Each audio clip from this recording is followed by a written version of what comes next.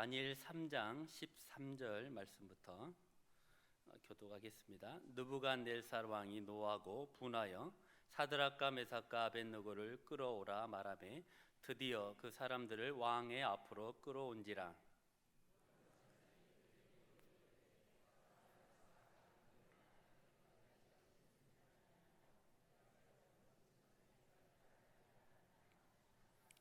이제라도 너희가 준비하였다가 나팔과 피리와 수금과 사명금과 양금과 생황과 및 모든 악기 소리를 들을 때 내가 만든 신상 앞에 엎드려 절하면 좋거니와 너희가 만일 절하지 아니하면 즉시 너희를 맹렬히 타는 풀무불 가운데 던져 넣을 것이니 능히 너희를 내 손에서 건져낼 신이 누구이겠느냐 하니,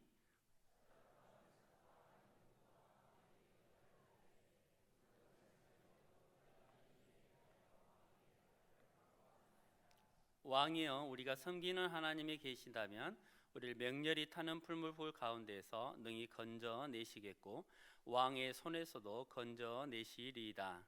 그렇게 하지 아니하실지라도 왕이여 우리가 왕의 신들을 섬기지도 아니하고 왕이 세우신 금심상에게 절하지도 아니할 줄을 아옵소서.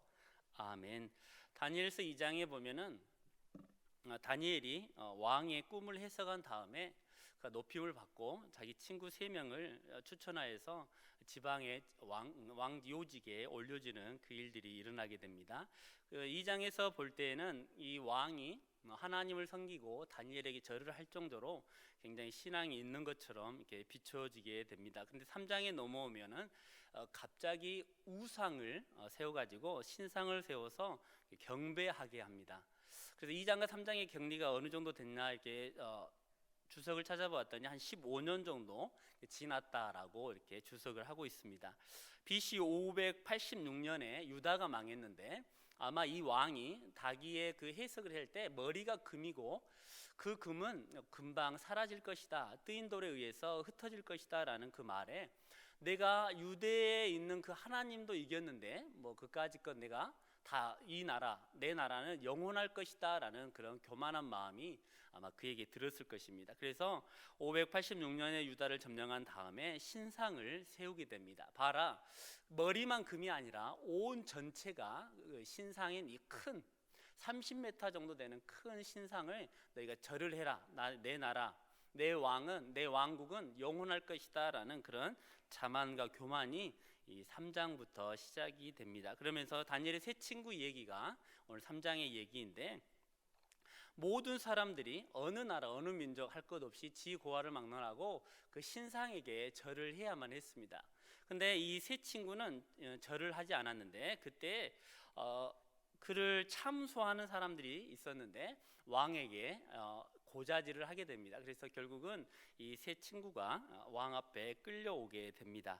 우리 다니엘의 세 친구는 주일학교 때 또 틈틈지 않게 우리에게 많이 들려준 이야기인데, 우리 성경의 이야기는 로마서 15장 4절에 보면은 우리에게 교훈을 주기 위해서 하나님께서 우리에게 성경을 기록하게 하셨다라고 말씀을 합니다. 이 다니엘의 세 친구를 보면서 우리가 박수를 치고 야 대단하다 그런 것으로 끝나는 것이 아니라 우리도 그렇게 그러한 신앙을 가지고 살아야 됨을 말씀하고 교훈을 우리에게 주고 있다라는 것입니다. 현대를 살아가는 저희들이 신앙을 지키기가 참 어렵습니다. 예배를 드리기도 어렵고 또 말씀대로 살아가기가 쉽지 않다라는 것입니다. 우리나라는 그 종교의 자유가 있어서 예배하는데 누구도 방해하지 않습니다. 혹시 이 자리를 예배를 드리고 있는데 누군가 방해를 하게 되면 신고를 하면 예배에게 방해했다 해서 잡아갑니다.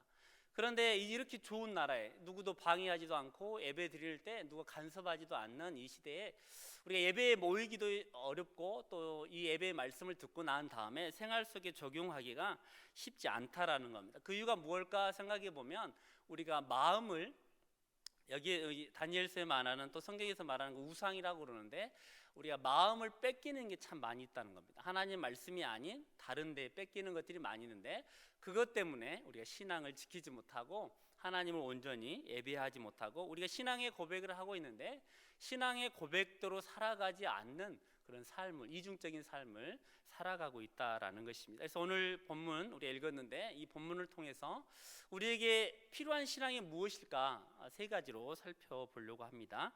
16절에 보면은 이 세 친구가 대답을 합니다. 이 일에 대하여서는 왕께 대답할 필요가 없습니다라고 왕에게 대답을 하게 됩니다. 이것은 흔들림이 없는 신앙을 말을 하게 되는데, 이 땅에 살아가면서 또 특히나 이제 예수님이 다가올 재림의 날이 가까운 이때 우리가 흔들림 없이 신앙생활을 해야 됩니다. 이것은 다른 말로 하면 타협하지 않는 신앙입니다. 같이 한번 해볼까요? 타협하지 않는 신앙. 우리는 신앙이 흔들리지 아니하고 타협을 하지 않아야 되는데, 그 이유가 뭐냐면 말씀과는 어떤 것도 타협하지 말라라고 분명하게 성경은 우리에게 교훈을 하고 있기 때문에 그렇습니다. 오늘 본문을 보면은 왕의 해유가 있었습니다. 인간적으로 보면은 이것은 굉장히 좋은 호의고 정말 그들에게 베푸는 친절과 같은 너무나 좋은 것입니다. 그러나 영적으로는 이게 유혹이고 우리를 미혹하는 것입니다. 그가 하나님을 섬겨야 되는데 그렇지 못하도록 하는 것. 사탄은 말세가 될수록 마태복음 24장에 보면은 거짓 그리스도와 적그리스도, 그리고 이 세상은 때가 되면 마지막이 될수록 지금 현재는 어떻게 할 수만 있으면 우리를 미혹하여 넘어뜨리게 하려고 한다라고 말씀을 하고 있습니다. 근데 이 세 친구는 그들의 그 유혹에, 그 미혹에 단호하게 대답을 합니다. 어떤 대답을 하냐면 당신에게, 그러니까 왕에게 내가 대답할 것이 하나도 없습니다 라고 말을 합니다. 왜 이렇게 대답을 하냐면 말씀에 어긋나는 것이기 때문에 기도해 본다거나 생각을 해본다거나 뭐 이렇게 타협하는 것이 아니라 단호하게 나는 그렇지 않습니다 라고 명백하게 이 왕에게 대답할 수가 있었다라는 것입니다. 성경에는 분명히 출애굽기 20장에 보면은 나 외에 다른 신을 두지 말라라고 말을 합니다. 그리고 우상을 만들지도 말고 거기에 절하지도 말고 섬기지도 말라라고 분명하게 말씀하고 있기 때문에 하나님이 우리에게 주신 말씀이 우리에게 선포되었기 때문에 우리는 그 해유에 또 그의 호의에, 그의 미혹하는 그 말에 넘어가지 아니하고 담대하게 끊을 수 있다라는 것입니다. 루터라는 사람이 있었습니다. 루터는 그 종교 개혁을 했던 사람인데 그가 이제 끌려왔습니다. 끌려와 가지고 그에게 말하길, 이제껏 네가 했던 말, 네가 지금 하고 있는 말, 네 하는 고백 이런 것들을 처리한다면 내가 너를 밖으로 쫓아내는 출교 파문을 하지 않겠다라고 말을 합니다. 그때 루터가 뭐라고 대답했냐면 사드락과 메삭과 아벳느고처럼 나는 거기에 절대로 타협하지 않습니다라고 대답한 게 아니라 이 루터는 뭐라고 했냐면 하루만 시간을 주십시오. 제가 생각해 보겠습니다 라고 말을 했다고 합니다. 자, 한번 질문해 보겠습니다. 사드락과 메삭과 아벳느고 이 세 친구의 대답과 루터의 대답, 누가 더 믿음이 있어 보입니까? 뭐 물어보나 말하죠. 당연하게 1번이겠습니다. 이 친구들의 그 말이 정답이고 단호한 대답이다라는 것입니다. 이것은 절대 진리가 우리에게 있기 때문에 흔들리지 아니하고 하나님의 말씀을 그대로 실천할 수 있었다라는 것입니다. 근데 말씀에 어긋난 것인데도 불구하고 생각해보고 기도해보고 마음이 흔들린다라는 것은 내 안에 그 확신이 없기 때문에 그게 넘어갈 가능성이 많이 있게 되는 것입니다. 지금 저를 포함한 많은 현대 신앙인들이 핑계를 많이 하며, 저도 살아가다 보면 핑계를 참 많이 하게 되는데, 저기 기독병원인가 어디 노조에 붙어있던 그 문구를 보아가지고 제가 사진을 찍어 왔는데 거기에 그런 말이 있더라고요. 하고자 하면 길이 보이고 하고 싶지 않으면 핑계거리가 보인다. 그래서 노조에서 가담해라, 막 데모하자, 뭐 그리고 예전에 데모할 때 써졌던 게 보입니다. 하고자 하면 길이 보이는데 하기 싫으면 핑계만 보인다고.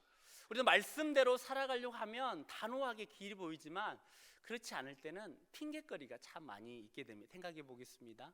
우리가 보통 신앙인들이 하는 말 있지 않습니까? 기도해 볼게요. 기도해 봅시다. 그러면 기도 안 하고 핑계거리 해가지고 넘어가고 그런 그 타협의 사람들이 참 많이 있게 되는데, 프란시스 세퍼라는 사람이 19세기는 절대 가치가 무너졌기 때문에 그 후로 모든 것이 다 엉망이 되었다라는 그런 말을 남겼습니다. 마찬가지로 절대 가치인 이 말씀이 무너지게 되면 우리의 신앙은 흔들리게 돼 있고 타협을 하게 돼 있습니다. 그러나 이 세 친구들은 말씀이라면 절대로 타협하지 않고 흔들리지 않았기 때문에 왕에게 대답할 건덕지조차도 없습니다라고 단호하게 말을 했다라는 것입니다. 보통 우리는 지금 현대를 살아가면서 많은 어지러움 속에 살아갑니다. 많은 풍조들, 세상의 문화들, 들려오는 소문들, 이런 많은 것들. 예를 들면 꼭 남자와 여자 이성끼리 결혼을 해야 되나요? 동성끼리 하면 안 되나요? 요즘 막 서울 굉장히 시끄러웠습니다. 뭐 커터 문화재라고 해가지고 남자와 남자가 살고 여자가 여자가 사는 그런 거. 여러분의 질문 한번 해볼까요?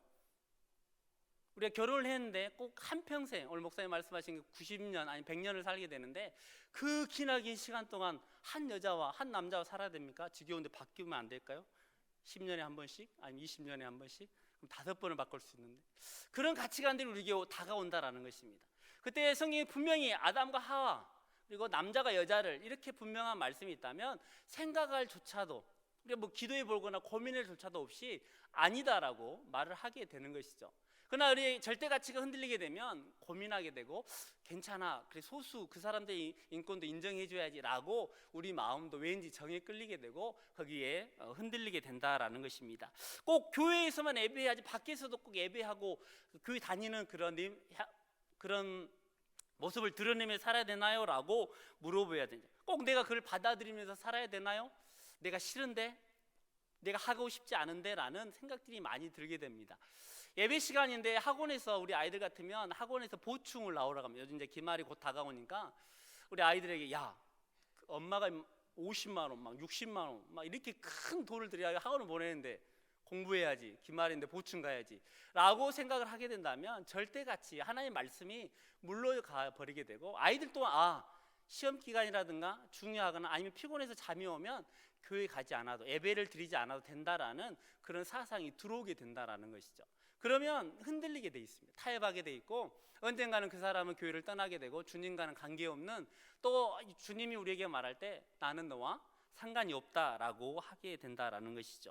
우리가 수련회를 이렇게 날짜를 잡았는데 이렇게 많은 가족들이 휴가를 가는 그런 날이라고 우리 어떤 아이가 목사님 그때는 가족끼리 휴가가 될 날인데 그날 하필 잡아가지고 고민하게 하냐고 뭐 그럴 수 있으면 학원도 가야 되고 또 보충도 가야 되고 가족끼리 휴가도 가야 되고 그러나 정말 말씀이 있는 곳에 내가 마음이 있다면 절대 가치가 변하지 않는다면 이 생각할 것도 없이 그 좋은 것을 선택을 하게 된다라는 것입니다. 오직 말씀에 사로잡히게 되면 흔들리지 아니하게 된다라는 것이죠. 만약에 저와 여러분에게 주일날 10시에 주일날 오전에 저기 산에 놀러 가지 않으려는가? 저기 등산 가지 않으려는가? 아니면 어디 바닷가나 어디 영화 보러 가지 않으려는가? 라고 물어본다면 저와 여러분에게 수치입니다. 수치. 그러죠. 나는 교회 다니는 사람인데 예수를 믿고 하나님께 예배해야 할 시간인데 누군가가 나에게 주일인데 놀러 가자고 나한테 말을 한다거나 그날 어디 가자고 약속으로 하자고 건의를 한다는 것은 내가 그렇게 못 살았던가 아니면 그 사람이 나를 시험하려고 넘어오는 거죠. 그래서 그 중에 1번일까 2번일까요? 그 사람이 나를 무시하는 걸까요? 아니면 나를 시험해 보려고 그냥 해보는 걸까요?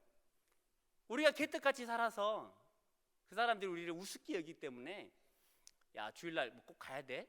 라고 말을 하게 되는 것이죠. 저와 여러분들이 만약에 주일날 우리에게 그런 말을 하는 사람이 있다면 화를 내야 됩니다. 어떻게 나를 보고 다른 데 하는 이제 부부싸움 할 때 싸우지 마시고 그럴 때 막 화를 내야 됩니다. 어떻게 나한테 그럴 수가 있나? 내가 교회 다니는 거 모르냐고. 하나님 앞에는 회개를 해야 되고 그 사람들 앞에는 악을 한번 써야 됩니다. 우리에게 필요한 것은 이처럼 흔들리지 아니하고 타협하지 않는 신앙이 있어야 된다라는 것이죠. 오늘 현대는 신상 앞에 절하라라고 말을 하지 않습니다. 그러나 우리에게 빼앗기는 것들이 있습니다. 우리의 마음과 우리의 생각과 우리의 시간을 빼앗기는 것이 있는데 그것이 바로 우상 숭배다라고 말을 하고 있습니다. 그것이 직장일 수도 있고 은행 계좌일 수도 있고 아이들일 수도 있고 아이들 같으면 학원이나 이성 친구일 수도 있습니다. 그런 게 마음을 뺏기게 되면 결국은 하나님과는 거리가 먼 삶을 살 수밖에 없게 되고 또 특히나 요즘같이 살기 좋은 때 예배에 오지 아니하고 그런 곳에 마음이 쏠리게 된다라는 것입니다. 오늘 본문에 보면 왕은 하나님을 버려라 이렇게 말하지 않았습니다. 그냥 사람들 보는 앞에서 신상에게 절만해라 라고 말을 합니다. 절대로 하나님을 버리라고 말을 하지 않습니다. 지금도 마찬가지입니다. 야 교회 가지마 예수를 버려 그러지 말고 그런 말은 절대 하지 않고 그냥 야 교회 다녀도 다 하더라 나도 안수집사야 너만 교회 다니냐 나도 다녀 라는 그런 말로 우리에게 유혹을 하고 있다라는 것입니다. 마음으로 믿고 고개는 숙여 라고 말을 하죠. 그러니까 타협을 하라라고 우리에게 수많은 유혹이 넘쳐오게 된다라는 것입니다. 세상 사람들이 왜 교회를 우습게 여길까라고 생각을 해보면 우리가 힘이 없어서 우습게 여기거나 뭐 돈이 없어서 우습게 여기는 것이 아니라 우리의 삶이 세상 사람들이 넘어지는 시험에 우리도 넘어지고 세상 사람들이 좋아하고 타이밍하는 것에 우리도 거기에 눈독을 들이고 막 불을 켜고 달라들기 때문에 너도 똑같구나 라고 하기 때문에 교회를 우습게 여기게 되는 것이죠. 만약에 우리가 손해보고 좀 내가 어려워도 거기에 절대 구려하지 않는다면 그 사람들이 우리를 무섭게 여긴다라는 것입니다. 오늘 29절과 30절에 보면은 그런 말씀이 있습니다. 우리가 읽진 않았는데 거기 보면 왕이 조서를 내려가지고 하나님을 경솔히 말하거든 다 죽여버려라 라고 말합니다. 왜냐하면 구원할 신은 오직 하나님밖에 없다라고 말을 하면서 왕이 그 세 친구를 가장 높이 더욱 높였다라고 말을 합니다. 우리가 세상에서 그들에게 무시당하지 아니하고 그들에게 정말 짓밟힘 받지 않으려면 이처럼 절대같이 하나님만이 나의 하나님입니다라고 타협하지 않는 신앙생활을 하게 되면 교회에서만 신앙인이 아니라 직장이나 내 가정이나 학원에서나 우리 모든 곳 나가는 이 교회 밖에서의 삶이 하나님을 믿는 그 믿음대로 살게 된다면 흔들리지 아니하고 타협하지 않게 해야 된다면 그들이 우리를 두려워한다라는 것이 앞에서는 우리를 무시하는 것 같지만 돌아서면 굉장히 우리를 무서워하고 어떤 중요한 일이 있거나 고민거리가 있으면 우리에게 기도도 부탁하고 우리에게 조언을 부탁하게 되는 것입니다. 이게 우리의 믿음의 사람들의 힘입니다. 힘. 거기 어디서 나오는 거냐면 흔들림이 없는 그런 신앙입니다. 우리가 시몬스 침대만 흔들림이 없는 것이 아니라 우리 신앙도 흔들림이 없이 살아야 됩니다. 할렐루야. 이처럼 우리 필요한 신앙은 흔들림이 없는 신앙입니다. 흔들림이 없는 신앙을 갖기 위해서는 오늘 본문 17절에 나와 있는 구원의 확신의 신앙입니다. 구원의 확신의 신앙. 하나님이 분명히 나를 건져주실 것이다 라는 그런 확신입니다. 17절에 보면은 능히 하나님 우리를 건져주시겠다, 왕의 손에서도 건져주시겠다라는 확신에 찬 구원의 확신이 그들에게는 분명하게 있었다라는 것입니다. 다니엘이 왕의 신임을 얻어가지고 이 세 친구를 이렇게 추천해가지고 간직에 오르게 됩니다. 승승장구할 것 같은 이들의 앞길에 불같은 시험이 왔는데 베드로전서 4장 12절에 보면은 우리 믿는 사람들에게는 시험 오는 것을 이상히 여기지 말라라고 말합니다. 이것을 통하여서 고난에 참여하게 되고 또 이것을 통하여서 하나님의 그 그리스도의 그 치욕에 같이 참여하게 된다면 하나님의 영광으로 임하게 될 것이다 라고 말씀합니다. 하나님의 영광에 참여하게 되고 또 하나님의 구원을 맛보게 되는 그런 삶을 살게 될 것이다 라고 말을 합니다. 우리가 살아가다 볼 때 우리가 생각지 않은 그런 문제들이 우리에게 분명히 다가옵니다. 이건 너무 어렵다, 이것은 너무 힘들다, 내가 감당하기엔 너무나 크다라는 것들이 분명히 우리 앞에 오게 돼 있습니다. 그리고 또 특히나 믿음의 사람, 우리 신앙인들은 우리를 유혹하여서 하나님께 떨어지게 하려고 하는 그런 유혹과 시험들이 굉장히 많이 있다라는 것입니다. 그러나 이 오늘 맹렬히 타는 불에서도 구원할 뿐만 아니라 왕의 손에서도 분명히 구원해 주실 것입니다라는 구원의 확신이 이 세 친구들에게는 있었다라는 것입니다. 이처럼 흔들리지 않는 신앙이 있기 위해서는 이처럼 우리에게 구원의 확신이 있어야 됩니다. 분명히 이 문제도 하나님이 해결해 주실 것이야 라는 그런 확신이 있어야만이 이것을 이겨낼 수가 있게 되는 것입니다. 이사야 12장에 보면은 보라 하나님은 나의 구원이시라 라고 말합니다. 내가 신뢰하고 두려움이 없으리라. 분명히 그는 나를 구원해 주실 구원의 하나님이다 라고 고백을 하고 있는 것입니다. 며칠 전에 엊그저께 전화가 한 통이 왔는데 우리 인도네시아에 있는 정규준 선교사님이 전화가 왔습니다. 예전에 목사님이 부르셔서 3일 밤에 설교도 하신 분인데 시험이 이렇게 나가지고 근데 그분이 전화가 왔어요. 근데 목소리가 심상치 않아요. 왜 그러냐 그랬더니 이제 한국에 들어왔는데 아들이 지금 18살, 즉 거기에서는 고3인데 한국에 와가지고 이제 학교도 알아보고 이렇게 하려고 이렇게 돌아다니고 있는데 아파가지고 병원에 가서 메르스인가 해가지고 검진을 했는데 메르스는 아니고 다른 걸 검진해봤더니 급성 백혈병. 그래서 끔찍하더라고요. 등치도 좋고 키도 크고 정말 뭐 4개국어인가 한다는 그 아이가 갑자기 아파가지고 병원에 갔는데 메르스는 아니고 급성 백혈병. 그래가지고 이렇게 뭐 척추에서 이렇게 골수인가 빼는데 잘못 빼가지고 또 신경을 눌려서 마비가 와가지고 어제 갑자기 또 수술하고 항암 치료를 하는데 뭐 어렵다고 이렇게 기도해달라고 전화가 왔더라고요. 그러면서 그 밑에 이제 우리 그 밴드가 있는데 그 밑에다 뭐라고 남겼냐면, 내가 항상 보던 말씀, 그냥 좋은 말씀, 내가 애우기에 너무나 좋은 시편 23편의 말씀이 생각이 났다라고 말을 합니다. 그러면서 그 구절에 시편 24편 4절에 내가 사망의 음침한 골짜기를 다닐지라도 해를 두려워하지 않을 것은 주께서 나와 함께 하심이라. 주의 지팡이와 막대기가 나를 안위하시리라. 이 말씀이 너무나 나에게 마음이 와닿았다, 이렇게 적어놓은 걸 보았습니다. 우리 평소에는 이게 와닿지 않지만 이처럼 어려움이 왔을 때 이 하나님이 나와 함께 하신다, 내가 너를 도와주겠다라는 그 말씀이 어찌 내 마음에 오게 되는지 눈물이 흘리게 되고, 어떻게 말로 표현할 수 없는 그 말씀에 힘이 되었다라고 말을 합니다. 저도 마찬가지, 우리 성도님들도 마찬가지일 겁니다. 평소에는 뭐 그냥 사망의 음침한 골짜기를 다닐지라도 해를 두려워하지 않을 것은 주께서 나를 함께 하심이라. 주의 지팡이와 막대 나를 안위하시리라. 그런 말씀이 뭐 흥얼거리고 뭐 찬양도 하고 그냥 하는 말이지만, 실제로 내가 어려움이 왔을 때 분명히 하나님 나를 도와주실 거야 했을 때 이 구절은 너무나 나에게 큰 힘이 된다라는 것입니다. 그러면서 이제 어제 그 척추 마비된 것은 수술 잘 돼가지고 되는데, 이제 오늘부터 또 다시 항암치로 들어간다고 기도해달라고.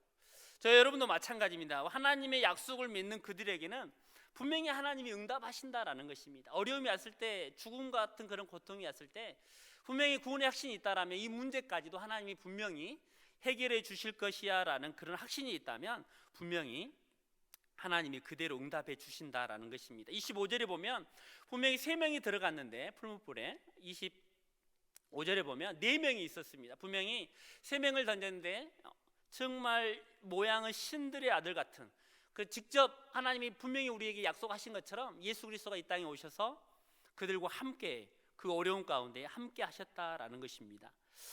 어려운 가운데, 말도 안 되는 상황 가운데 하나님은 가까이 오셔서 우리를 붙들어 주셨다라는 것이죠. 이 세 친구들은 그런 신앙이 있었습니다. 분명히 이 어려움도 하나님이 건져 주실 것이다 라는 것이죠. 이사야 43장 2절에 보면은 내가 물 가운데 지날지라도 불 가운데 지날지라도 침 몰지 못하며 해하지도 못할 것이다 라고 말합니다. 이 약속의 말씀이 그대로 응하게 됩니다. 탄 냄새도 없고 그을린 냄새도 없고 불탄 냄새도 없었다라고 27절의 말씀을 하고 있습니다. 하나님을 의지하고 하나님 말씀대로 확신한 이 친구들에게 분명히 하나님은 오셔서 보여주셨고 그대로 그들에게 약속을 응해 주셨다라는 것입니다. 우리가 말도 안 되는 상황 속에서 하나님 나와 함께 하시고 분명히 나를 구원해 주시겠다라는 그런 확신이 있게 된다면 우리의 이것처럼 큰 힘이 없다라는 것이죠. 어려울 때 내 사랑하는 아들아, 내 사랑하는 딸아, 내가 너를 보고 있단다, 내가 너를 지키고 있단다, 내가 너를 안전한 곳으로 인도해 줄 거다라는 그 음성을 내가 확신하고 들을 수만 있다면 우리는 어디 가든지 흔들리지 아니하고 이 구원의 확신 가운데 담대하게 걸어갈 수가 있게 된다라는 것입니다. 우리 예배를 드릴 때마다, 또 새벽에 기도할 때마다, 그리고 우리가 큐티하면서 하나님을 개인적으로 만날 때마다 내가 너와 함께 한다라는 그 음성을 우리가 확신하고 들을 수만 있다면 이 세상의 어떤 문제보다도 크신 그 하나님이 그 문제를 건져주실 것이기 때문에 우리는 다 이겨낼 수가 있게 된다라는 것입니다. 살다가 보면 우리가 문제를 안 만나는 사람이 없습니다. 누구든지 다 문제를 만나게 됩니다. 그러나 이때 중요한 것은 우리의 필요한 신앙은 하나님이 분명히 건져주실 것이다 라는 확신입니다. 할렐루야. 이처럼 우리가 흔들림 없는 신앙은 구원의 확신에서부터 옵니다. 그리고 이 구원의 확신은 오늘 18절에 나와 있는 것처럼 순교를 각오한, 죽음을 각오한 신앙까지 나아갈 수가 있게 된다라는 것입니다. 18절은 다시 한번 같이 한번 읽어보겠습니다. 시작. 섬기지도 아니하고 왕에 세우신 금신상에게 절하지도 아니할 줄 아옵소서. 이게 죽음을 각오한 신앙인데 이게 무슨 말이냐면 우리 성도님도 잘 알고 계시겠지만 하나님의 뜻대로 되는 것이 죽는 것이라면, 혹시 나의 뜻은, 내가 기도하는 것은 여기에서 건짐을 받는 것이지만 혹시 하나님의 뜻이 내가 그 자리에서 죽는 것이라면 내가 하나님의 뜻에 순종하겠습니다 라는 그런 고백의 말입니다. 죽음을 각오한 신앙의 그런 고백인데, 당장 구원을 받지 못하고 당장 여기에서 해결받지 못하고 당장 편안한 은혜가 없는다 할지라도 이것이 하나님의 뜻이라면 나는 그대로 따라가겠습니다라는 그런 고백의 신앙을 하고 있다라는 것입니다. 분명히 하나님 우리의 기도를 들어 구원해 주시겠지만 하나님의 계획이 내 기도와는 저는 반대로 나를 죽이시고 거기에 그냥 버려두신다 할지라도 나는 하나님의 뜻에 순종하겠습니다라고 고백을 하고 있는 것입니다. 그렇게 하지 아니하실지라도, 예전에 그 성경에는 그리 아니하실지라도라고 말을 합니다. 그러니까 내가 원하는 대로 되지 않을지라도 하나님은 분명히 그 뜻을 이루어가서 하나님의 영광을 이루어 주실 것인데 나는 거기에 순종하겠습니다. 죽는 것도 내가 감당하겠습니다라고 이 친구들은, 이 세 명의 친구들은, 믿음의 사람들은 고백을 하고 있다라는 것입니다. 우리는 지금까지 우리나라는 내 죽음까지, 옛날에 초대교회 성도들이 받았던 그런 고난까지는 가지는 않지만 현실 그들과는 비교가 되지 않지만 그래도 나름대로 어려움을 겪고 있습니다.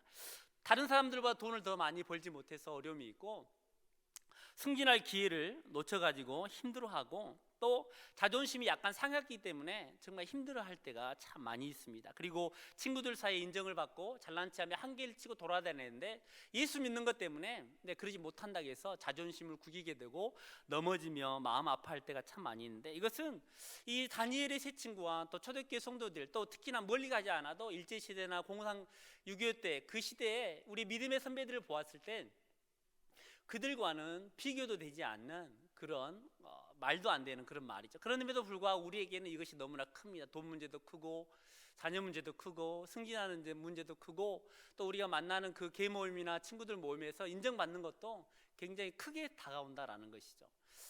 그럼에도 불구하고 우리가 하나님께 나가야 되는 것은 뭐냐면, 이렇게 되지 않는다 할지라도, 내 뜻대로 그것이 이루어지지 않는다 할지라도 하나님의 뜻이라면 내가 순종하겠습니다라고 고백하는 것이 현재 우리가 살아가는 순교자의 신앙과 같은 그런 고백이다라는 것입니다. 하나님의 뜻이면 나의 뜻은 접을 수 있습니다라고 고백하는 것, 이것이 바로 하나님이 원하시는 순교를 각오한 신앙의 모습이다라는 것입니다. 전쟁에 일어났을 때 정말 군인이 용감한가 그렇지 않은가라고 진가가 발휘되는 것처럼 우리에게, 우리 성도들에게는 이런 어려움, 불편한 상황, 좀 내가 생각지 않은 그런 어두운 터널이 다가왔을 때 진짜 신앙이 있는가 아닌가를 나타낼 수 있는 좋은 기회다라는 것입니다. 저와 여러분들이 참 어려움을 당할 때 마음이 아프고 눈물도 흘리고, 특히 오늘 우리가 저번에 인터넷에 보니까 살아가면서 가장 힘든 게 뭐냐, 직장인들의 애환이 뭐냐 했을 때 한 80% 이상이 대인관계가 가장 힘들다 이렇게 말을 했다고 합니다. 상사와 관계, 동료와 관계, 그리고 같이 밑에 있는 그 사원들과의 관계가 너무 어렵다 이렇게 말을 했다고 합니다. 그래서 그게 참 공감이 되더라고요. 여러분도 마찬가지지 않습니까? 오늘 목사님 말씀하신 것처럼 혼자 살 수 없잖아요, 무인도에서. 그래서 더불어 살아야 되는데 이 인간관계를 잘하기 위해서는 하나님의 말씀 가운데 내가 조금 손해보고, 하나님의 뜻이라면 내가 좀 양보하고, 하나님의 뜻이라면 내가 그냥 자존심 상해도 참을 수 있는 그런 사람이 된다면 하나님이 원하시는 그 신앙 때문에 이 세상에 정말 그리스도의 향기로, 또 그리스도의 편지로 많은 사람에게 하나님의 영광을 드러낼 수 있는 그런 삶이 된다라는 것입니다. 우리 기독교가 여기 이 자리까지 이어지기에는 이 세 친구처럼 죽음을 각오한 그런 신앙인들, 그리고 리빙스턴이라든가 언더우드라든가 이 선교사들이 죽음을 각오하고 미개 지역에 가서 복음을 전했던 것처럼, 그리고 주기철 목사님처럼 절대로 타협하지 않냐고 옥에서 죽음을 맞이했던 것처럼, 그리고 어떤 선교사의 그 고백처럼 땅끝에서 죽어 천국 한복판에서 만나자라는 그런 고백을 하는 사람이 있었기에 이 교회가, 또 이 기독교가 지금까지 이어지고 있다라는 것입니다. 그러기 위해서는 우리도 오늘도 내 뜻이 이루어지지 않는다 할지라도 하나님의 뜻이 그렇다면 내가 받아들이겠습니다라는 고백하는 저와 여러분이 그 다음을 이어가야 될 순교자의 신앙의 피를 이어가는 사람들의 모습이다라는 것입니다. 우리 반석교회 우리 식구들이 이처럼 타협하지 않는 신앙이 있기 위해서 구원의 확신을 가지고 살아가게 된다면, 하나님의 뜻이면 내가 거기에 내가 굴복하며 순종하겠습니다. 자존심이 상하더라도, 내가 다른 사람들 앞에 드러내지 않는다 할지라도, 내가 원하는 대로 내가 많은 것을 누리지 못한다 할지라도 하나님의 뜻이라면 내가 그대로 순종하겠습니다라고 고백하는 그 사람을 통해서 오늘 또 교회는 이루어져가고 하나님의 나라는 확장이 되어진다라는 것입니다. 그래서 저와 여러분들이 오늘 이 사드락과 메삭과 아벳노가 고백하는 것처럼 정말 그렇게 하지 아니하신다 할지라도 나는 절대로 하나님의 말씀을 다른 것과 하찮은 학원이라든가 돈이라든가 내 명예라든가 자존심과는 절대로 바꾸지 않겠습니다라고 결단하는 저와 여러분이 되기를 주님의 이름으로 부탁을 드립니다. 아멘. 아멘. 기도하겠습니다. 하나님 감사합니다.